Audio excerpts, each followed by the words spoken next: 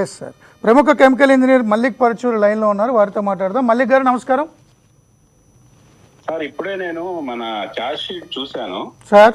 ఇంకా ఫుల్ గా వెళ్ళలేదు కానీ ఎక్కడైతే నా మెయిన్ కీ పాయింట్స్ ఉన్నాయో అక్కడికి వెళ్ళినప్పుడు నాకు తెలిసింది ఏంటంటే ఇప్పుడు లేదు అని మాత్రమే ఇచ్చింది.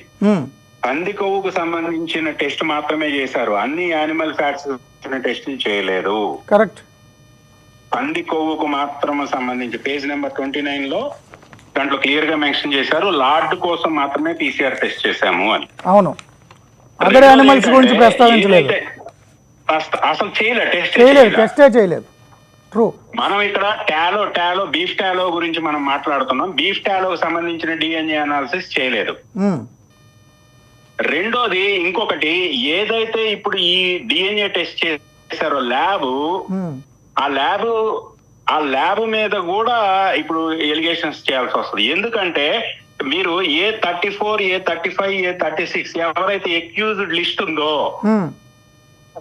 దాంట్లో ఎక్యూజ్డ్ ప్రిన్సిపల్ సైంటిస్టులు ఇదివరకు ఆ రీసెర్చ్ ఇన్స్టిట్యూట్ లో పనిచేశారు.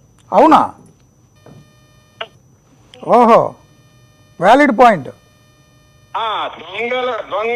దొంగలు బాగా పరిచయం ఉన్న దొంగల ల్యాబుల్లోనే పరిచయం ఉన్న దాంట్లోనే ఒక రిపోర్ట్ తీసుకొని వచ్చి దాంట్లో చేయాల్సిన టెస్టులు MTDNA టెస్ట్ చేయాల్సి ఉంటే ఓన్లీ హీట్ చేస్తే డిగ్రేడ్ అయిపోయే DNA టెస్ట్, అది కూడా లార్డ్ పందికోవుకు సంబంధించిన టెస్ట్ మాత్రమే చేసి ఇదిగో దీంట్లో జంతు కొవ్వులు ఏవి కలవలేదు అని చెప్పి ఒక రిపోర్ట్ ఇచ్చేసి ఎవరిని మభ్య పెడదాం అనుకుంటున్నారు. ఇక్కడ ఎంతో మంది కోట్ల మంది యొక్క మనోభావాలకు సంబంధించిన సీరియస్ ఇష్యూని వాళ్ళ యొక్క జేబు సంస్థ, ఎందుకంటే ఇదివరకు వాళ్ళు అక్కడ పనిచేసి రిటైర్ అయ్యి ఇప్పుడు వీళ్ళకి ఈ దొంగ నెయ్యిలు తయారు చేయడానికి కన్సల్టెంట్ గా పనిచేస్తున్నారు అని చెప్పి A34, A35, A36 ఆ ల్యాబ్ లో వాళ్ళు అంత ముందు పనిచేసి ఇప్పుడు ఈ కంపెనీలకి అడ్వైజర్లు ఉన్నారా?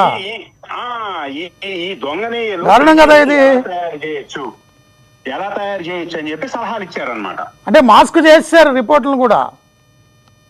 రిపోర్ట్లను కూడా మనకి ఏంటంటే అది కూడా చేయాల్సిన టెస్టులు చేయకుండా వీళ్ళకి తెలుసు ఈ టెస్టులు అవాయిడ్ చేయాలంటే హీట్ చేస్తే DNA పోద్ది అని తెలుసు. అంటే హీట్ నెయ్యి ఎలాగా హీట్ చేస్తారు కాబట్టి DNA పోతుంది, దొరకదు.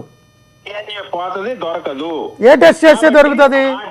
ఆ టెస్ట్ చేస్తే ఎట్లాగా దొరకదు కాబట్టి ఆ టెస్ట్ చేపించేసి బయటపడిపోయారు. ఏ టెస్ట్ చేస్తే దొరుకుతుంది? MTDNA అంటే ఏంటి? MTDNA అంటే ఏంటి సార్? ఇక్కడ ఏంటంటే సార్, మనకి సెల్స్ కణాల్లో DNA ఉంటుంది. DNA న్యూక్లియో ఉన్నప్పుడు 2 కాపీస్ ఆఫ్ DNA ఉంటాయి ఒక సెల్ లో. అట్లాగే మైటోకాండ్రియల్ DNA, MTDNA అంటారు. ఓకే. ఈచ్ సెల్ కి 1000 నుంచి 20,000 కాపీస్ వరకు ఉంటాయి. ఎప్పుడైతే ఇటువంటి అడల్టరేషన్ జరిగిన వాటిల్లో లిమిటెడ్ గా కలిపినప్పుడు, లేకపోతే స్మెల్ మాస్క్ చేయడానికి ఇంకో దానికోసం కలిపినప్పుడు ఈ DNA కాపీస్ హీట్ చేసినప్పుడు ఈ 2 కాపీలు డిగ్రేడ్ అయిపోయాయి అనుకోండి, నెగిటివ్ వస్తుంది. టెస్ట్ నెగిటివ్ వస్తుంది. అదే మనం ఎక్కువ కాపీలు ఉన్నటువంటి MTDNA టెస్ట్ చేసామనుకోండి, 20,000 కాపీల్లో 1 కాపీ ఉన్న టెస్ట్ పాజిటివ్ వచ్చేస్తుంది. సో ఆ టెస్ట్ చేయనివ్వలేదు, జస్ట్ PCR చేశారు. హీట్ చేస్తే కనుక అది పోతుంది. PCR DNA లో హీట్ చేస్తే DNA డ్యామేజ్ అయిపోద్ది, డిగ్రేడ్ అయిపోద్ది, నెగిటివ్ వచ్చేస్తే దట్ PCR DNA టెస్ట్ కూడా చేసింది పందికోవుకు సంబంధించి. అది కేవలం లార్డ్ కోసం, ఓన్లీ పందికోవుకు సంబంధించి. అది కూడా 10% కంటే పైన ఉంటేనే డిటెక్ట్ అవుతుంది.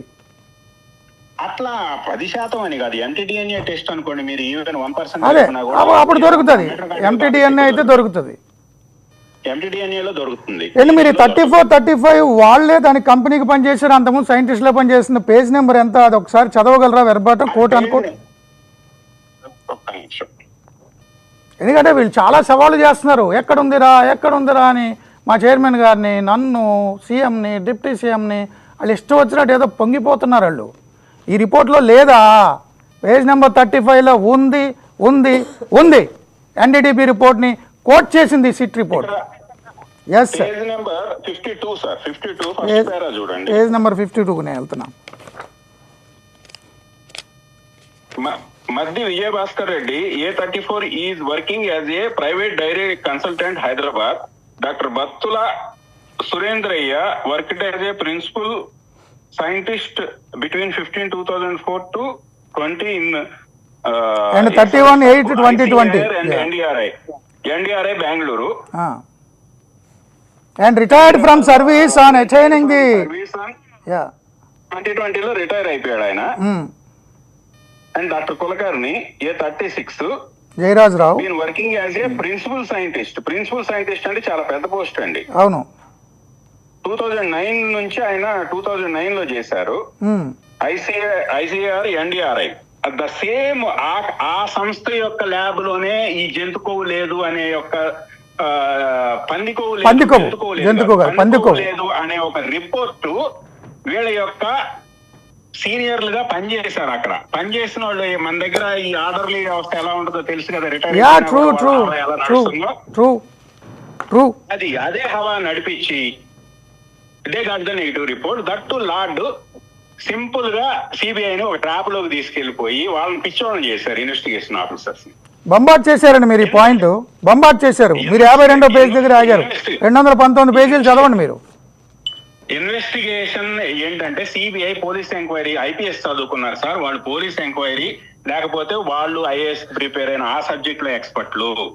ఈ కెమికల్ కూడా సార్ ఇక్కడ నేను కెమికల్ ఇంజనీర్ అయ్యి ఉండి ప్లస్ ఇప్పుడు క్యాన్సర్ ఆంకాలజీ మీద కూడా వర్క్ చేస్తున్నాను కాబట్టి జెనెటిక్స్ డిఎన్ఏ గురించి కూడా నాకు నాలెడ్జ్ ఉంది కాబట్టి ఇవన్నీ మిక్స్ చేసి నేను ఇంటర్ప్రీట్ చేయగలుగుతున్నాను.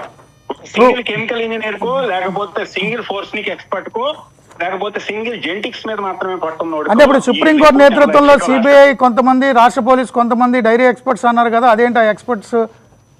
సార్ ఇక్కడ ఫసాయిలో ఉన్న ఎక్స్పర్ట్స్ మహా అయితే ఏంటి ఫుడ్ సేఫ్టీ యాజ్ పర్ ఆ స్టాండర్డ్ ప్రకారం అంతవరకు వాళ్ళు అనాలిసిస్ చేయగలుగుతారు కానీ ఫోర్స్నిక్ ఎక్స్పర్ట్స్ కాదు ఫసాయి వాళ్ళు.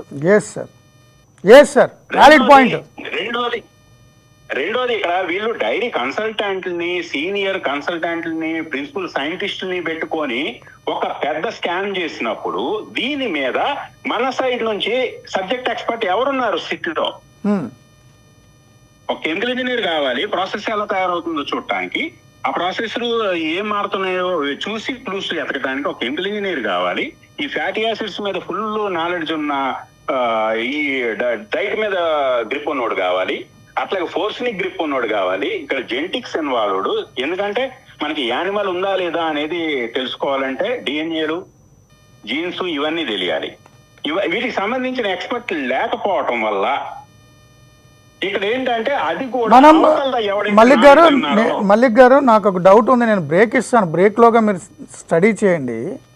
వాళ్ళు ఆ ఎన్డీఆర్ఐ కర్నల్ రిపోర్ట్ బేస్ చేసుకుని ఓన్లీ పందికొవ్వు ఉందా లేదా అని టెస్ట్ చేయడానికి మాత్రమే చేసి, అది కూడా లిమిట్ ఆఫ్ డిటెక్షన్ LOD 10% పైన ఉంటేనే చేయగలమని, but not detected lord in any of 4 sample అని అన్నారు. ఈ రిపోర్టు డేటెడ్ 16/5/25 ఇచ్చింది. ఈ 34, 35, 36 సైంటిస్టులు అదే ల్యాబ్లో అంతకుముందు పనిచేశారు కదా? అంతే అండి. రైట్. చిన్న బ్రేక్ తర్వాత డిస్కషన్ కంటిన్యూ చేద్దాం.